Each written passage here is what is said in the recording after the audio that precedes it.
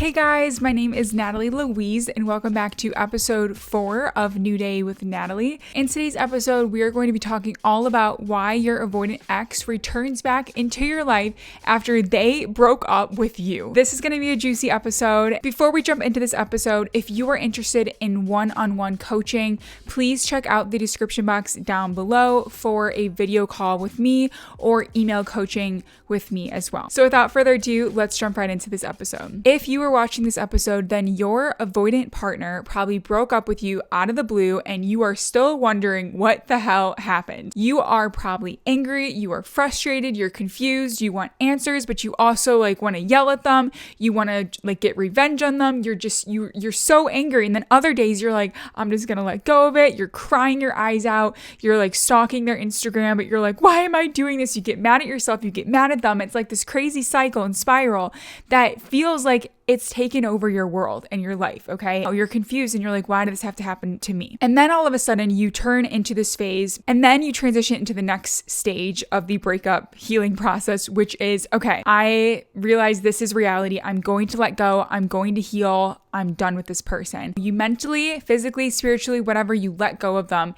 And I kid you not, maybe a couple days later, a couple weeks later, they reach out to you and hit you with a text message like, hey, what's up? Haven't talked to you in a while. Or they try to just become friends with you again because they miss having you in their life. They might tell you happy birthday, or they might say Merry Christmas, or just try to say something random that's going to help them to get the updates from you and try to be in your world again. This is going to probably leave you even more confused. You're like, why did they come back? Why? And I'm assuming that's where you're at this point of the healing process, and that's why you're watching this video right now. So I will tell you in this episode, we are going to uncover and unpack why your avoidant partner left you and came back out of nowhere, okay? And the most important thing to understand is they didn't just come back out of nowhere. When you understand the psychology behind avoidantly attached people and you understand their patterns, it really does make a lot of sense why they return and why you feel like, oh my God, I want them back. Or oh my God, I want to go back to the person that caused me so much pain. But first off, I just wanted to start with understanding the avoidant partner in this scenario, okay? Because when you understand their foundation, you understand where they come from, it makes a lot more sense about why they come back. As you may know, if you watch a lot of my videos on TikTok or some of my other podcast episodes, you probably know that avoidantly attached people are incredibly independent individuals and they are very self-reliant. They actually look down on people that cannot be like them. So they look down on people that are not self-reliant. They look down on their partner, so you probably, or other partners, in the past, they look down on their partners that can't function on their own. And they think that they are needy. They think they are just too dependent. And it's just something that they don't want to partake in, okay? So that's probably how they view you. You might have noticed that your avoidant partner also was very confident, right? Very high self-esteem is what you thought probably. They are just very sure of themselves. You might have even looked at them like a free spirit. They just go off, they do what they want to do. They might have traveled a lot and then they come back and then they just do what they want. And you're like, I want that level of confidence. I want to be like that person. And so it might have rubbed off on you a little bit, maybe in the wrong way though, in the sense of you're constantly traveling because you're just running away from your problems, from your pain, etc. Avoidantly attached people also do not rely on anyone else for emotional support or reassurance. So if they feel like their life is falling apart, they're going to figure it out themselves. They will only lean on themselves, okay? So as a result, you might have looked at your partner now that they've broken up with you. They could come across as somewhat of a narcissist, right? Or they might seem like they're just very stuck up because they always know what to do and they're always so perfect and everything always works out for them, right? And so this is because when they were younger, they probably, or maybe from a past relationship or friendship, they tried to seek out help or support from someone and they were rejected. And so they learned as a coping mechanism, okay, I can't ask other people for help or emotional support. So I'm just going to have to do that for myself. In turn, they're just suppressing all of their emotions instead of expressing their emotions, okay, which is incredibly unhealthy, because if you just suppress things for too long, then what do you think is going to happen? You're going to explode, or you won't be able to maintain these relationships, because you need to be able to be vulnerable and intimate with your partner. There is one caveat. They can open up and ask for support under a very unique situation. And that situation would include, actually, there's a couple, but two that come to mind are death. So like any really high pressure situation that they are under, so death, maybe like a loved one that they were very close with when they died, they would in turn seek out emotional support. Or maybe a divorce as well. So if they were married in the past, or maybe they were married to you, who knows, and they are going through the breakup process, that is incredibly painful and heavy on their heart. And so what they're going to do is ask for help. So that's like a very unique situation in which they will rely on other people. Finally, avoidantly attached people are incredibly uncomfortable with intimacy. They don't like physical touch, okay? So if you were in a relationship with an avoidantly attached person, you might not have had a lot of sex. They might not have ever really touched you that much, okay? And it's interesting because beyond you, it probably seems like they have all of these friends. It's interesting because avoidantly attached people always have friends around them, but they never let anyone in, okay? So they can seem like this social butterfly that is just very friendly with everyone. It can come across as like the really cool person at the dinner table, right? They're amazing at conversation, but it's ironic because avoidantly attached people, they actually feel very, very, very alone because they can't turn to anyone for support. It's like, it's only them. And whenever someone does get close to them, maybe you, they freak out. They don't know what to do. And so they just remove you from the situation or the equation because you were the person that probably dug deep into their heart and made them feel things that they never have before. And again, they don't know what to do. It's like your greatest fear, I'm assuming, is probably fear of rejection and having like your partner just, break up with you and that's it. Their greatest fear is also rejection. They're not going to say that though, but it's also just being vulnerable and opening up. Okay. Again, these are like kind of basic things. If you can't have open communication in your relationship, intimacy, trust, self-respect, I think these are all things that really make a relationship thrive. Okay. And that's really hard for the avoidantly attached person. I'll give you a quick example too. The guy that I dated in the past who was an avoidantly attached person, I remember going out for dinner with his family and a ton of his friends. And I just remember sitting at the dinner table and he was like working the table, like throwing out all these jokes and just like making everyone laugh and sharing all these stories and just like totally lighting up. And I'm like, who is this guy? Like that was not him at all. And he just had this switch where like you turn it on and it just like everyone likes you. It wasn't even that he was like charismatic. It was just because he controlled everyone. Like he was a big control freak for sure. And he always came across as very confident and he had all this shit together.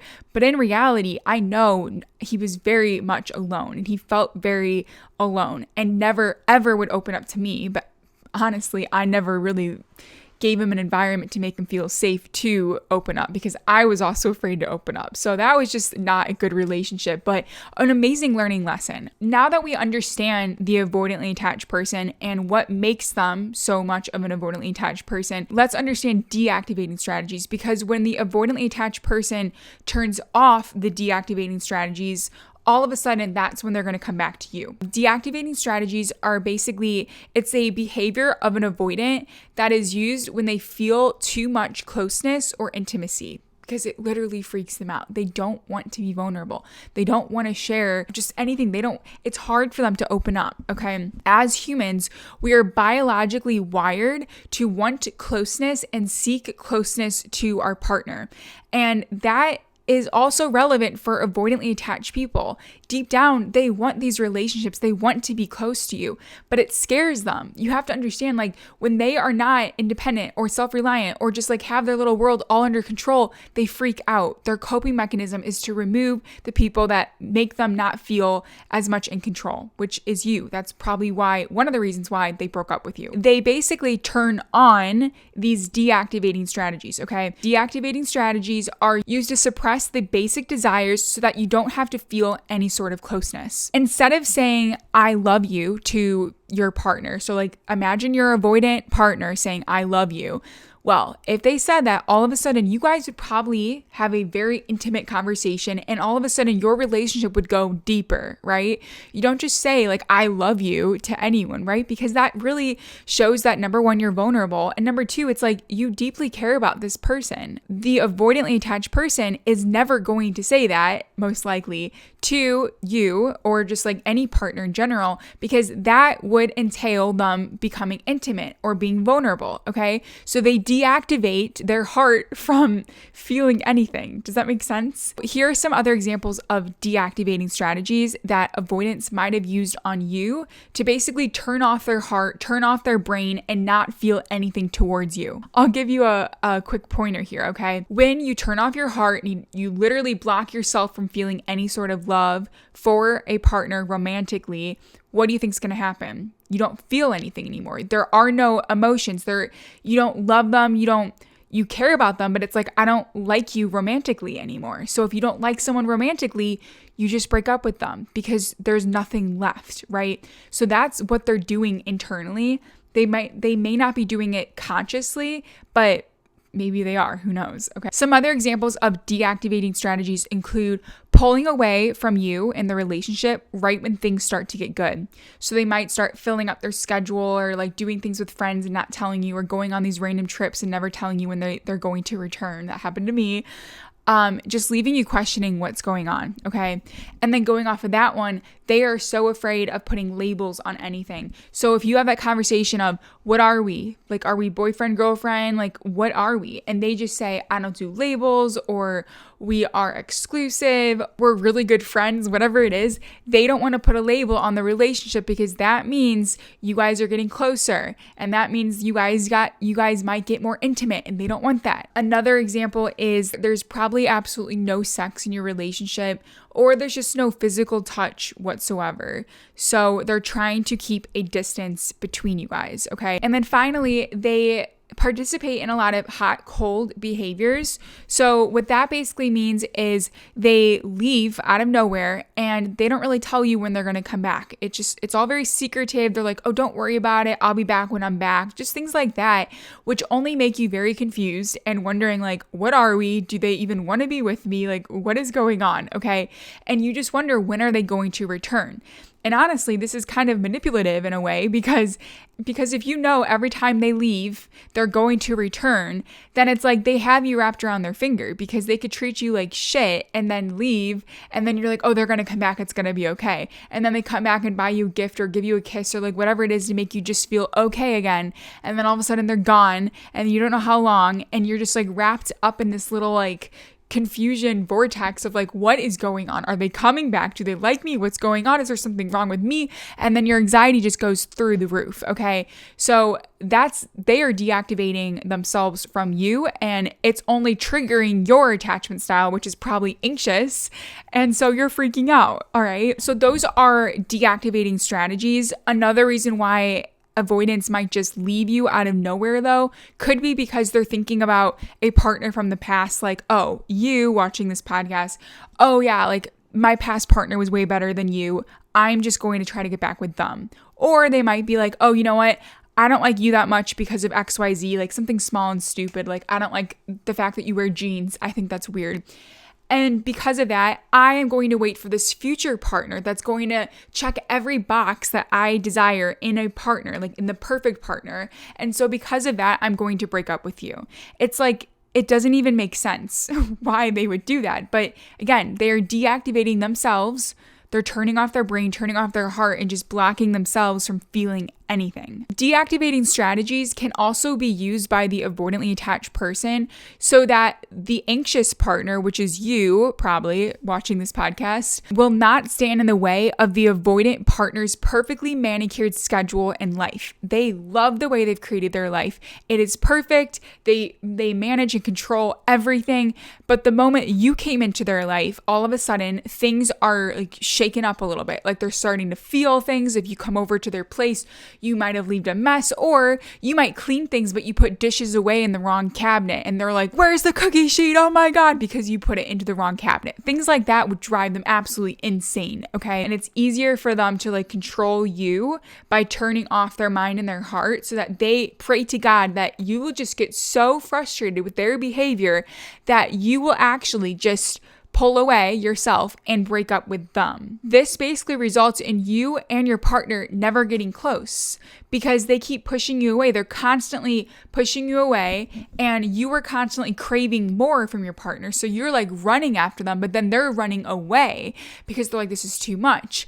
And in turn, both partners' needs are not met. Like your needs aren't met because you still want them back. Your ex's needs were never met because they didn't know how to voice them either. And they're just like, I'll just figure it out myself like I've always done. Okay. Like I said in podcast episode number 1, where I talked about the anxious avoidant trap, one person is always running and the other person is always chasing. Okay. So which one are you right now? Maybe if you're wondering why your avoidant ex came back, maybe you're running away and your avoidant is chasing you, okay? So just think about that for a moment. So now I'm going to give you the 2 reasons why avoidantly attached people return into your life, okay? Now that we understand the foundation in which someone becomes an avoidantly attached person and also why they might have broke up with you, okay, using those deactivating strategies. The day that the avoidantly attached person decides that they want you back, all of a sudden those deactivating strategies turn off. So they open up their mind again, they open up their heart again because they're like, I'm ready again. Okay, so these are the 2 reasons why they decide they're ready. The first reason is the avoidantly attached ex, your ex, no longer feels threatened. Okay. And I know this sounds weird because you're like, I never threatened them. Like, what the heck? They feel like you did. That's the way that they interpreted the situation. As an avoidantly attached person, being in a relationship with an anxiously attached person can feel like they are being suffocated. And it feels so overwhelming. Okay. They feel like their independence is gone. They feel like they have control over absolutely nothing.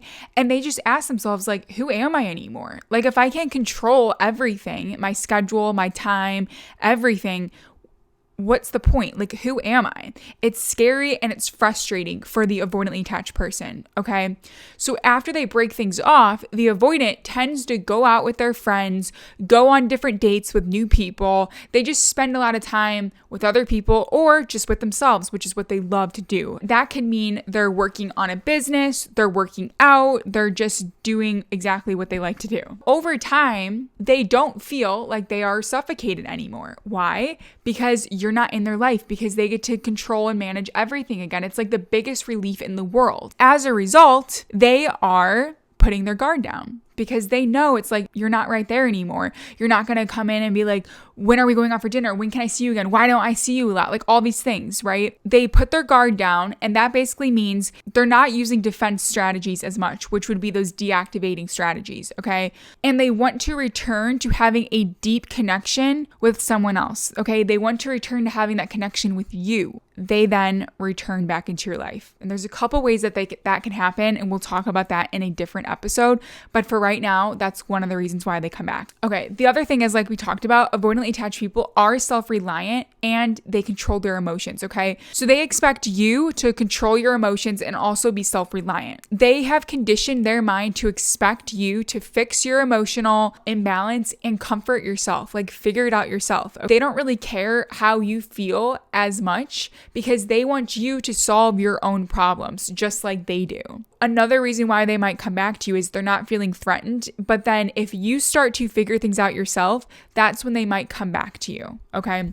Now, the second main reason why avoidants come back into your life is because they get lonely. They have that sad, lonely night and they're just like, I'm all alone. Like, this is terrible, okay? That feeling of being alone has nothing to do with breakup regrets. Typically, avoidantly attached people do not have breakup regrets, okay? They don't really feel anything after the breakup. In fact, it's a really big relief and it's almost like a celebration. Like, I finally have my level of freedom back, okay? So when they do return back into your life, what they want most of the time is just that deep emotional connection to you without the relationship status or label attached to that relationship. That's it, okay?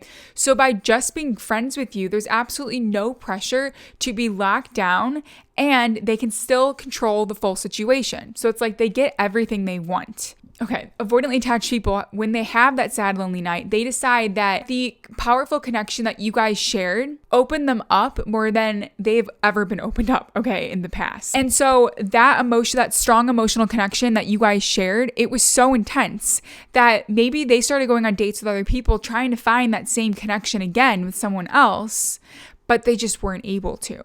So that is why they will come back to you. All right. It's all about being lonely. It's like they just want to feel okay, just like you do. Okay. And I'll just put a quick note out there. They typically don't come back and say like, let's get back together. It's not so like black and white. They will try to, because like that also will create too much vulnerability for them. And that's like really scary. They will just open the door again and try to get updates from you and just start like some sort of conversation, because keeping that door open makes them feel like they are not alone, okay? Which goes back to the second reason why avoidants come back. They don't want to feel alone, okay? With all that said and done, you're probably like, oh, great. Like, my avoidant came back because they want to be friends, or just like you think you're doomed or whatever it is, okay? You're not doomed. I want to tell you some action steps about what you can do if your avoidant has already returned into your life, or if you expect them to come back into your life soon, because they're showing some signs, all right? First thing you can do is protect yourself by using boundaries, okay? I consider boundaries a language of self-love, okay? So you need to ask yourself right now if you want your ex back in your life at all. If you do, you have to ask yourself why. Like, give yourself 3 reasons why they deserve to be back in your life again. And ask yourself, is the partnership that you guys shared compatible? Like, are you guys compatible for each other? If you want to get back with them, that's great. On the flip side, you need to ask yourself, do you agree with being friends with an ex-lover? Okay, like you were probably madly in love with this person or whatever you felt for this person. So will that leave you always wondering, like, maybe one day they'll think of me as something more, or maybe things will change down the road, so I'll just keep the door open and we'll just see what happens? If that is your logic and you're like, let's just be friends because I have other intentions, you need to be so real with yourself, because the boundaries that you place or put into place will be a result of how you just answer that question, okay? Like, do you want to be friends with them, or do you want them back? Or do you not want them back? That's pretty much it. Here are some boundary examples that you can put into place, okay? Some virtual boundaries can include unfollowing, blocking, or muting your partner or ex from social media, okay? That also means absolutely no DMing, okay? Nothing. No connection in the virtual world. In real life, boundaries can look like no hanging out with them, no going on dates with them, no conversations with them, no driving past their house with them, no getting in a car with them, like nothing, okay? You get to decide those as well. And then a blanket boundary, which is, I do not want this person in my life because they cause me so much pain, and I'm never going to do that to myself again because I love myself and we are not compatible. A blanket boundary would mean no contact. And I think you know what that means. The next thing you can do is trust yourself and love yourself. What does your gut instinct say? I get a lot of DMs from a lot of you guys that say, what do I do? I had this situation. They came back. They're watching my story. They sent me a text. They want me back. What do I do? And what I always reply with is, what does your gut say? Like, what do you feel at your core? I can't tell you to fall in love with someone. I can't tell you to run back to the person that broke you into a million pieces, because I think you know the answer. If they made you feel like shit, why would you go back to them? And you know, if your best friend was in a relationship with someone that treated them like shit, or they were just not compatible, and they're like, hey, listen, should I get back with this person? You would immediately say no. Are you crazy? Are you out of your mind? But for some reason, it's really hard to trust yourself and listen to yourself and love yourself. So sit with yourself for a little bit and just ask yourself the question, what does your gut instinct say? What does your heart say? Okay. I like to always think about it like this. If your gut and your heart are in sync with each other, then you're making the right decision, right? So if your gut says, it's not the right time to contact them, I just shouldn't reply to them, like I'm done. But then your heart also says like, you know what? I really love them, but I don't think that we are compatible. And so I'll love them from a distance, but I don't think that we should be together because I know I should not be treated this way. I love myself. Okay. When you feel that your heart and your gut are in sync, that is the answer. Then another thing you can do is realize that everything always works out in the end. Okay. Think about the last time you were in a crazy conflict and you're like, I feel so stuck. I need someone to help me. I need to feel okay again. How did you get out of that situation? Whatever option you choose from what I said, like maybe you want to get back with them, maybe you want to be friends with them, maybe you just want peace and you want to move on. Okay. Whatever your decision is, you're going to learn something no matter what. And the learning lesson is going to be invaluable. Plus, you are educating yourself on what it means to be avoidantly attached, what it means to be anxiously attached, okay? And actively understanding why the two styles are so magnetic to each other, and understanding your actions, understanding your ex's actions as well, and also understanding this from a psychological standpoint, which again is invaluable because now your relationships going forward are going to be much different. Think about that, okay? I just remember when I was going through the worst heartbreak ever, I had no idea what I was going to do. I felt so lost. Not only was my heart broken, but I hated where I was at in life. I didn't know what to do. I didn't know who to ask for help. I didn't trust a single soul. I did not know how I was going to move forward. But you guys, now it's been 2.5 years later, you guys, and I can confidently say I have never been happier. I wake up every day and I have to pinch myself because life does not feel real. I am in a relationship with someone that treats me like a queen, someone that is loving and caring and makes me feel safe and secure and happy. And it's like it's amazing. It's perfect. You have to realize this person has broken you and they have come back to you and you're like, I don't know what to do.